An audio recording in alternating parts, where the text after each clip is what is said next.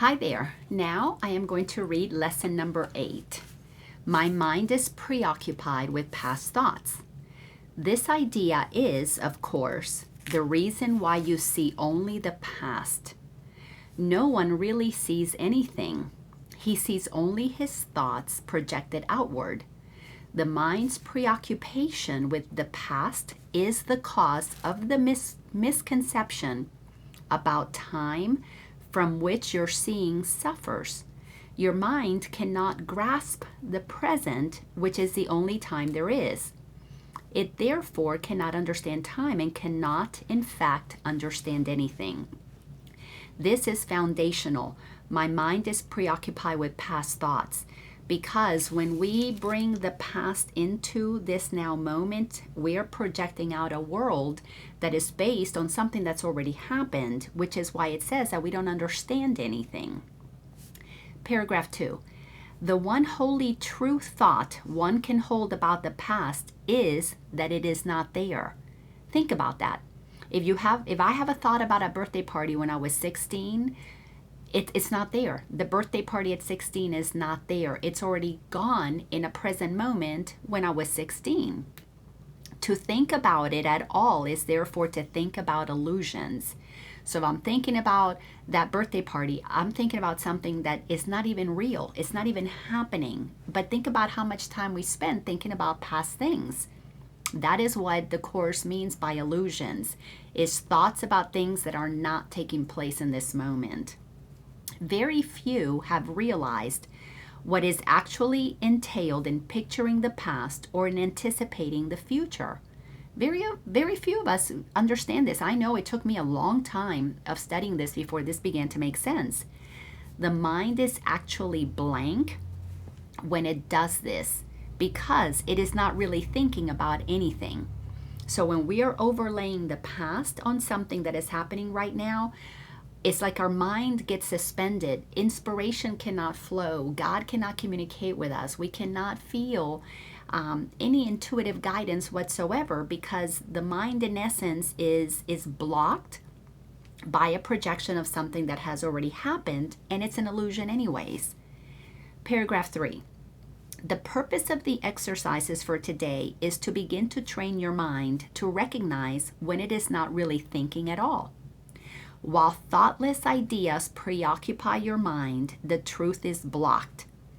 This is very, very key because we're going to pay attention to the mind that blocks the truth. Remember in the introduction to A Course in Miracles, it says that our work is not to understand love, but rather our work is to understand the blocks to the presence of the awareness of love that is already inside of us.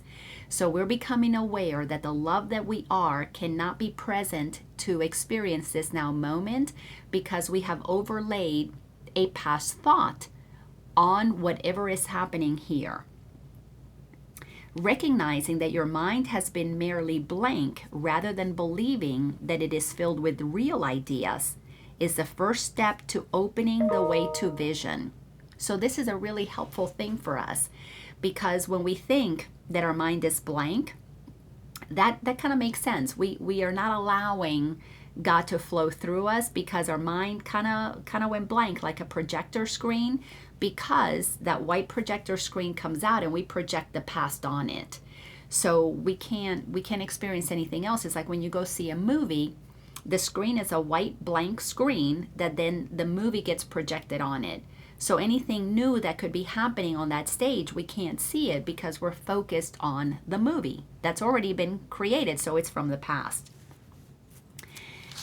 Paragraph 4. The exercises for today should be done with eyes closed. This is because you actually cannot see anything. This is another one of those startling comments, is that we really can't see anything. And it is easier to recognize that no matter how vividly you may picture a thought, you're not seeing anything. With as little investment as possible, search your mind for the usual minute or so, merely noting the thoughts you find there. Just taking an inventory of thoughts in our mind. Name each one by the central figure or theme it contains and pass on to the next. Introduce the practice spirit by saying, I seem to be thinking about Susan. I seem to be thinking about my summer vacation. I seem to be thinking about the mountains. I seem to be thinking about creating these lessons. Then name each of your thoughts specifically. For example, I seem to be thinking about the name of the person, about the object, about the emotion. I seem to be thinking about my upset. I seem to be thinking about my depression.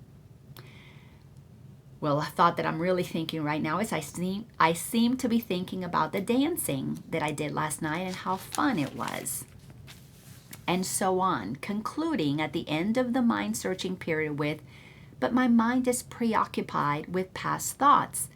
That upset already happened. The dancing already took place.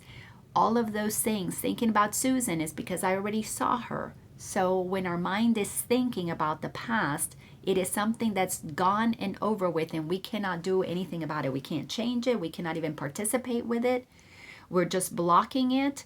We're just using it to block a mind that if it were blank, still, we could hear inspiration. Something fresh could arise instead of a repetitive thinking. Paragraph 6. This can be done 4 or 5 times during the day unless you find it irritates you. If you find it trying, 3 or 4 times is sufficient. You might find it helpful, however, to include your irritation or any emotion that the idea for today may induce in the mind searching itself. So enjoy doing this exercise, and remember that all of these lessons are foundational lessons. We're only on lesson number 8. We got 365 to go, and the first half of the lessons is all about helping us understand the way the ego operates and how we have overlaid on the world a projected interpretation that comes from our own mind, and our mind, our ego mind, is all about something that has already passed.